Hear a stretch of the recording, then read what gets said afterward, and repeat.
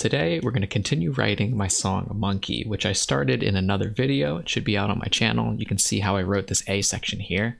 And now I want to write the B section. So I'll play a little bit of this and then I'm going to think about what to do in this next section.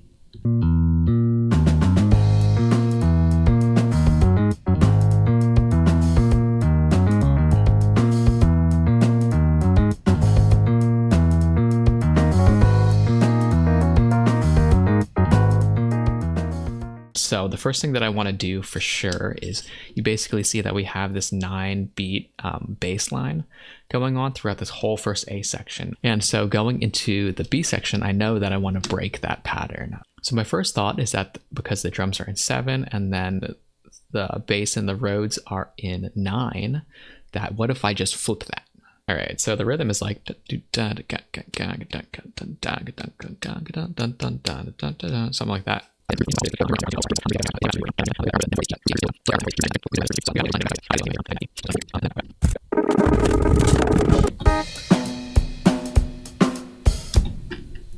So my idea was to have this be in 7. So let's make a loop that is 7 beats long. 4, 5, 6, 7 here.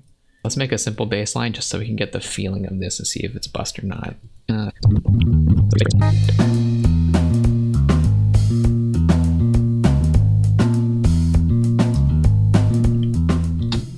Okay, well, scratch that. Okay, what about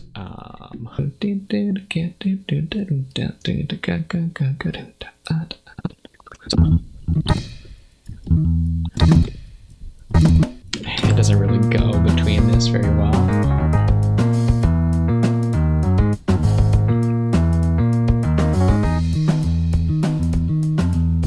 Okay, I feel like the bass is moving too fast. This idea is too quick. Okay, what if we do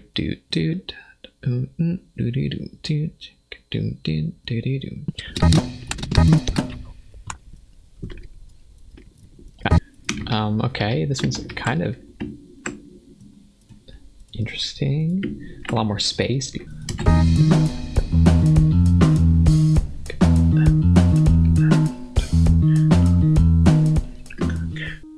We move it to E. Now it's a major 7th interval rather than a 9th interval. But there's so much dissonance in this first section. Maybe the second section should be more beautiful. I'm hearing like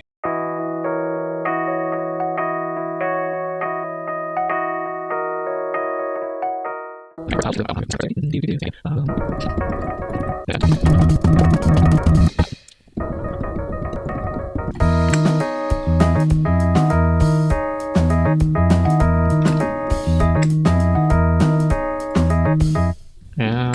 know how I feel about that.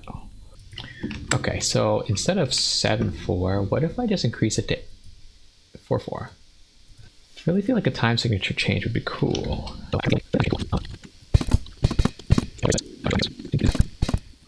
So similar feel, but just stretched by 1 beat. It's gonna be more subtle, right? So we're adding 1 beat every measure, and so hopefully maybe then the shift between these two patterns can be not super discernible.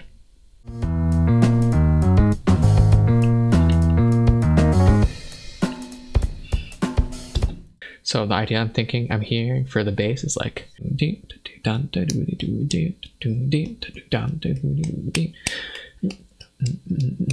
something like that.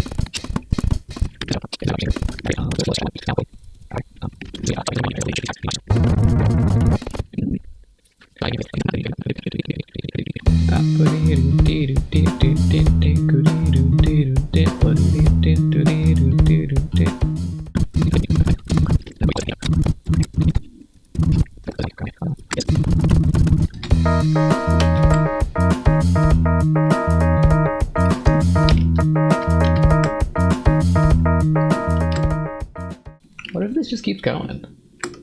Now, usually I have the pattern be slightly different, right? But what if this bass line really just stays constant the whole way through? Usually not something I do, but then I shift the context around it.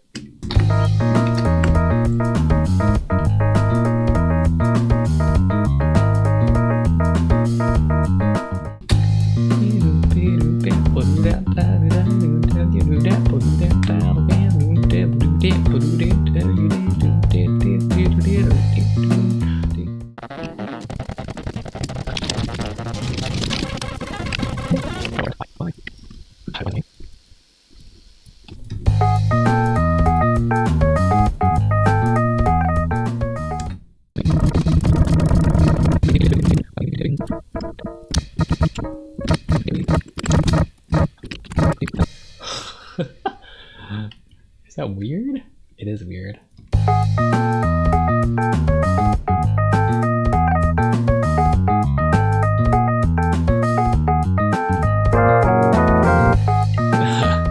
My favorite part of this whole thing is that end part with the chords.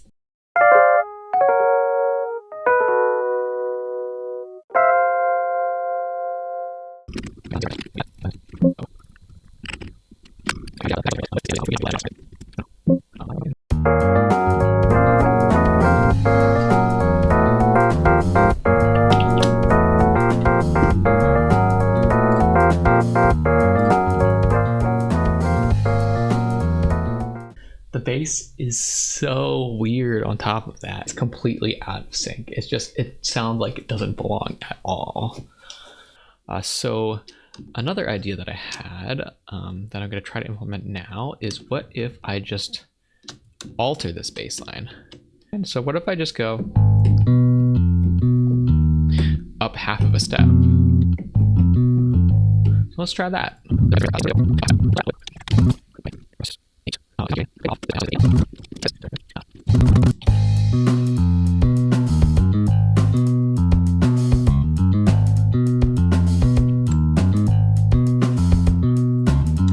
Okay, that's pretty cool. That's pretty cool. What about we? So this goes from a 9-beat phrase to an 8-beat phrase. What if this goes from a 7-beat phrase to a 6-beat phrase? So basically, we're just taking the previous groove and we're compressing it by one note. Let's see what that sounds like. Maybe that'll be cool. I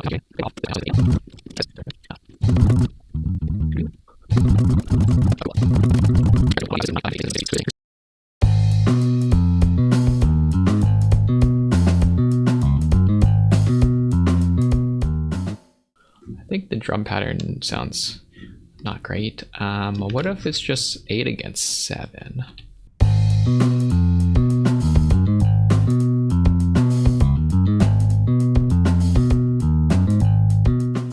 Okay, I could cut off the pattern like that, because I think that having it resolve all these measures is just too long of a time. So I'm going to do the same thing that I did earlier in the A section, which is to lop off one of these bars so that it can come together faster.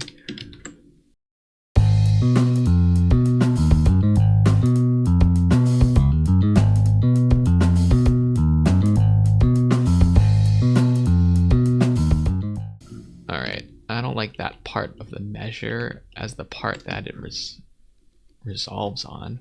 I could do the same 5-beat phrase as before, but then it resolves here.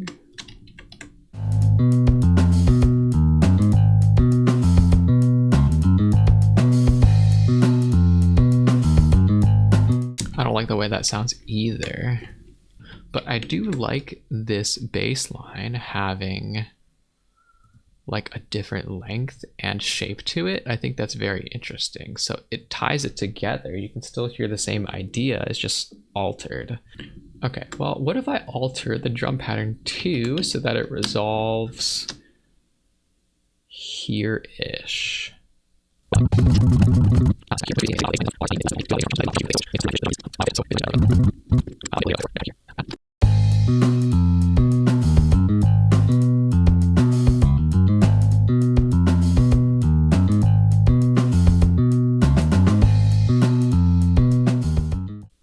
It's something, all right. It's interesting. Let's think about the Rhodes part now. Oh yeah, this is the idea from before. I just loop it here.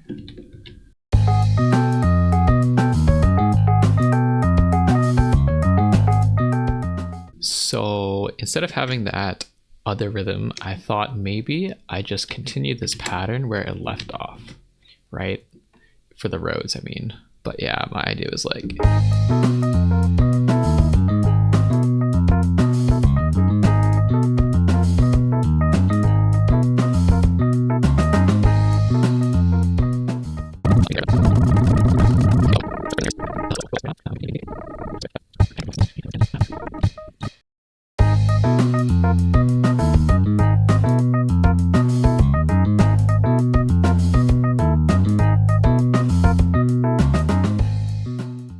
Maybe blam, blung, bling, bling, bling, kind of like the thing we did earlier. Bling, bling, bling, bling. Fourth on the bottom, tritone on the top.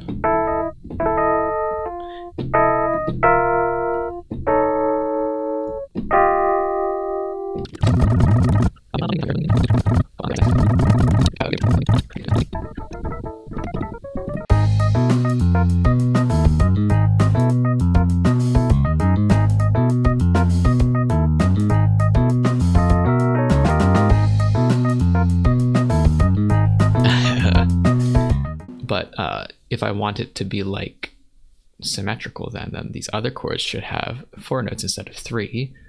I was playing around here with this idea.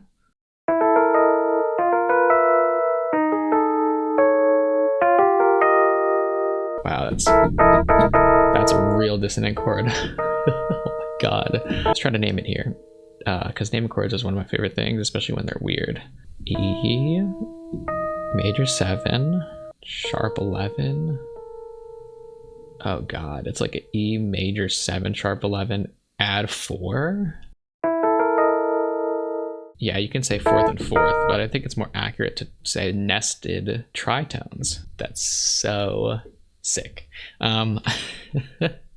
So yeah, let's just do a couple more things here. First, I definitely need to lengthen the notes of these chords here.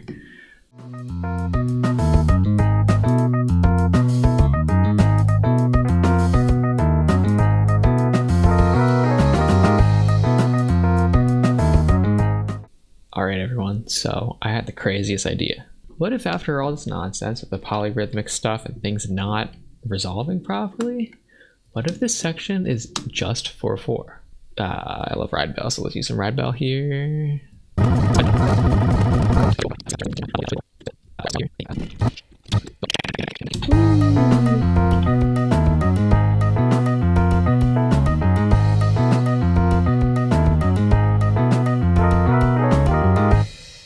Yeah. Okay, so I don't know how to actually do this very well, but I know sometimes grooves like these, the drummers like to do like micro rhythmic shifts where everything is like a little forward or a little behind. So what if I try that?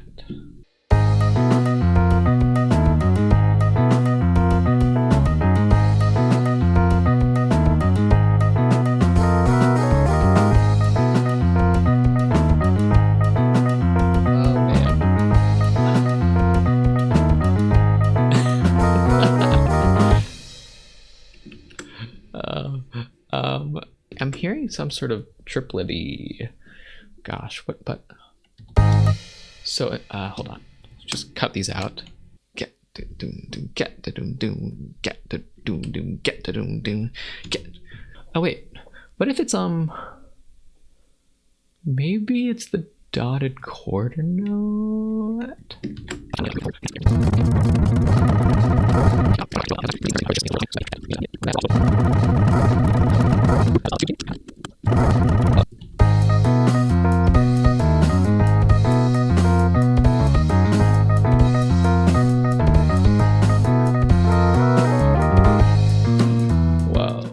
I think that's the idea that I had in my head. It sounds so strange. It's like we're shifting gears rhythmically.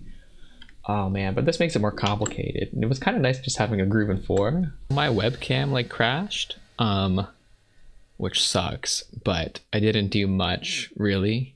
All I did really is I doubled this section in length. It used to be this long, and so I doubled that here.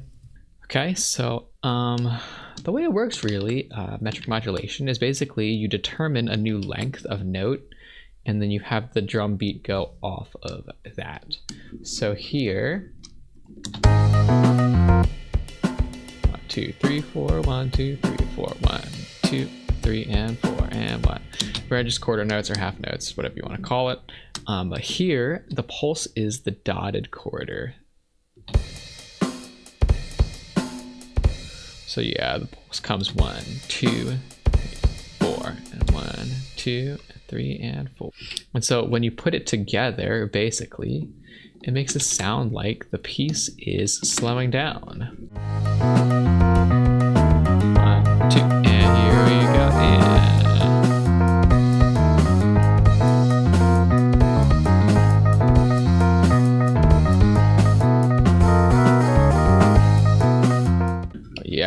funky, but too much crash cymbal.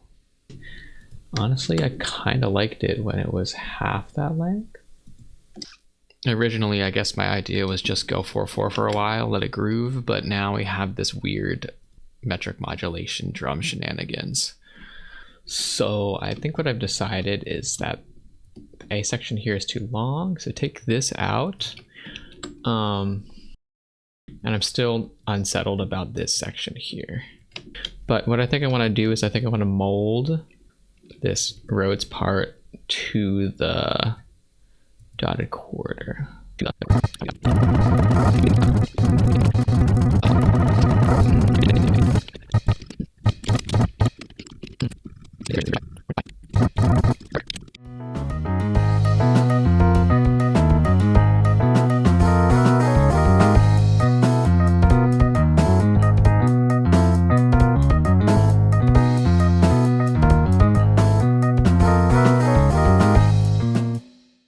I think what I'm going to try to do is I'm going to try to shift the bass line here into this dotted quarter metric modulation. So then basically we have this whole section, which is in 4, and then this whole section, which is in the same thing, but extended.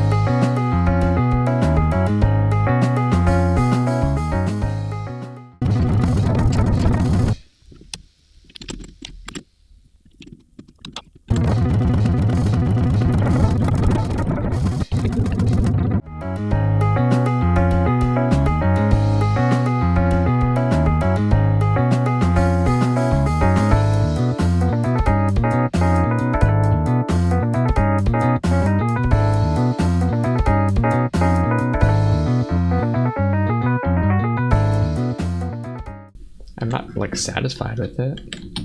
All right, guys. So I'm gonna do some more thinking, and there's a couple things that I want to try. I just came up with this melody line, which I'll explain in a second. But first, something that I noticed about this drum pattern.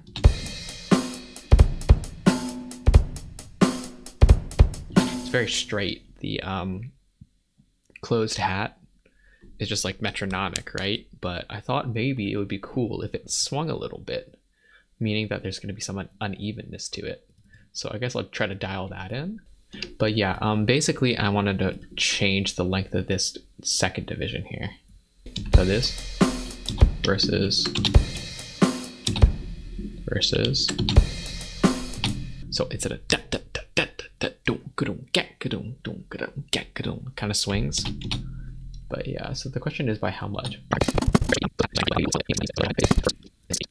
So now let's listen to that. That unevenness is really nice. And then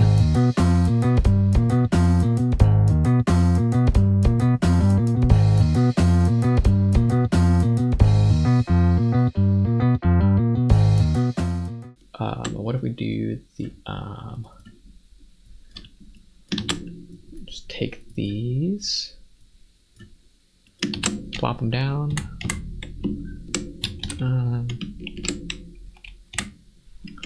like that, but snare, snare, snare, snare.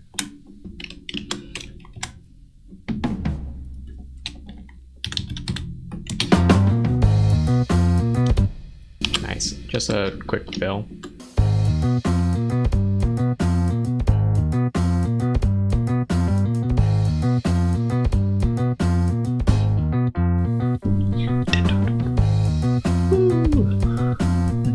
So going back to the Rhodes, I've tried chords and things like that, which has been very frustrating because it doesn't seem to land. But I had this melody come to me, like oh,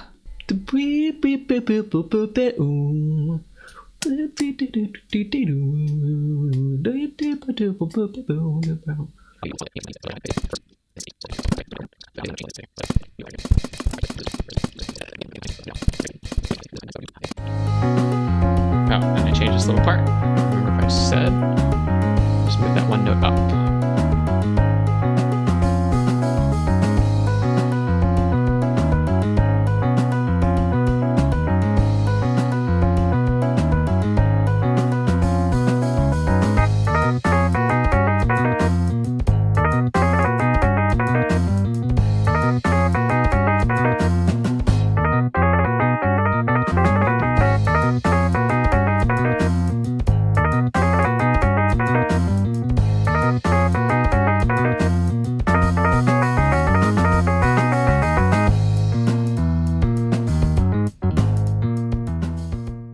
I think that there needs to be an obvious transition point between this section, this first half of the B section and the second half of the B section, because without a transition, it just sounds very unexpected and crazy here. So the easiest way, I think, would just be to delete this and then go through like that.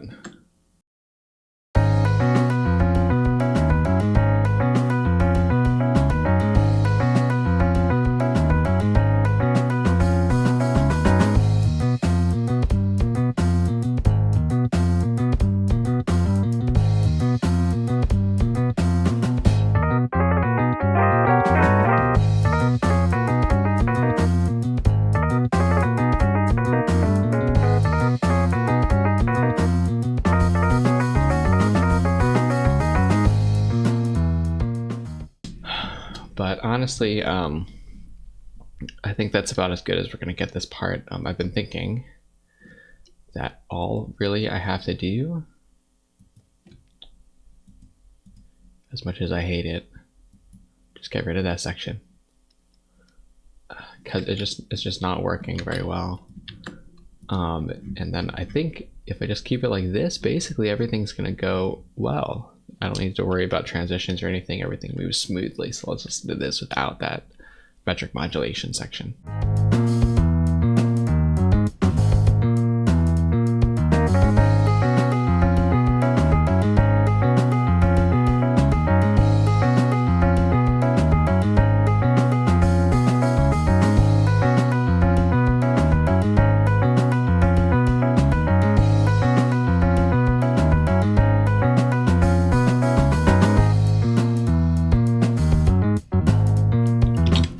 Transition smoothly in and out of that section.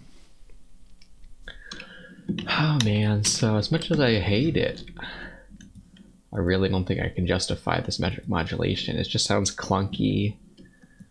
The melody over it doesn't really connect with the other part of the piece. And without it, everything is just very smooth. Yeah.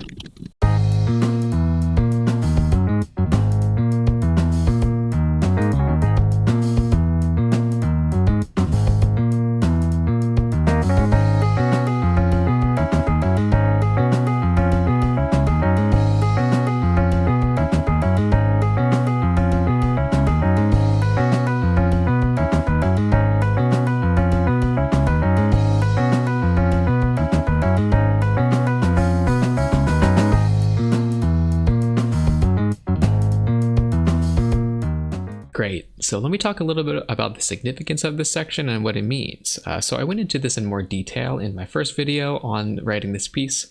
But this piece of music is supposed to embody the 9th animal of the zodiac, which is the monkey. And so I try to use the number 9 as well as the personality of the monkey all throughout the piece.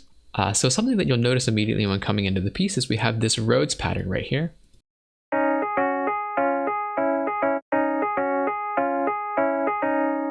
And it's kind of reminiscent of Latin music. It's almost like a montuno, especially the way that this note here is held over the bar.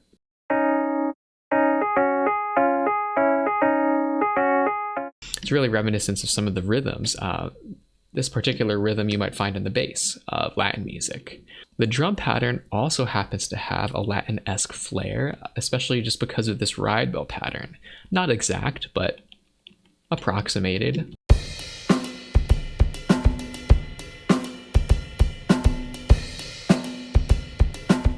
So why Latin music specifically? Well, to me, Latin music always sounds like a party. And so I thought it would be fitting that in this piece, we have some chaos going on in that first A section, but here, maybe the monkeys are grooving together. And so, yeah, I wanted to include some Latin-esque stuff here to remind me of that party sounding element. And then the next section to talk about is this left-hand piano and bass ostinato. So we're altering what happened in this first section. Previously, we have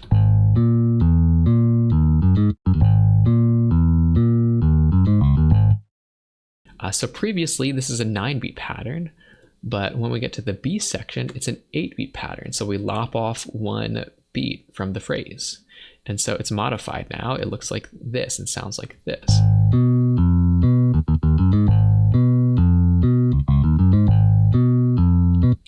You'll also notice that I worked hard to make sure that that number 9 is present because we still have exactly 9 notes in this pattern. And here you'll see we have 1, 2, 3, 4, 5, 6, 7, 8, 9 notes. So like the first section, both riffs in the A section and the B section for the bass are 9 notes exactly before they loop. Musically, the section acts as a point of release because the first section is so irregular and we have this 9/7 polyrhythm. It just sounds all crazy and chaotic. Things don't resolve in the exact way that you would think.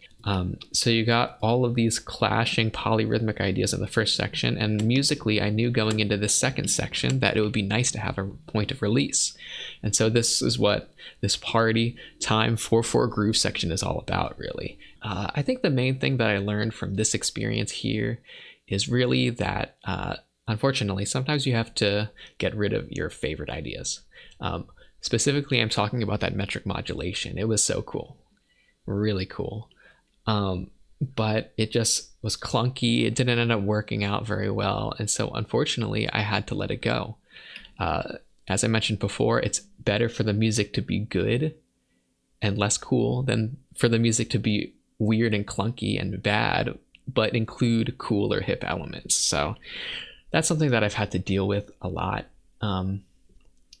In my music making, I often try to reach for exciting, unique chords and different stuff going on because intellectually I think it's stimulating. But at the end of the day, really, we're creating music, which is supposed to make us feel. So if all that intellect and uniqueness doesn't serve the music, then unfortunately I got to get rid of it. So yeah, that was my big lesson for this one.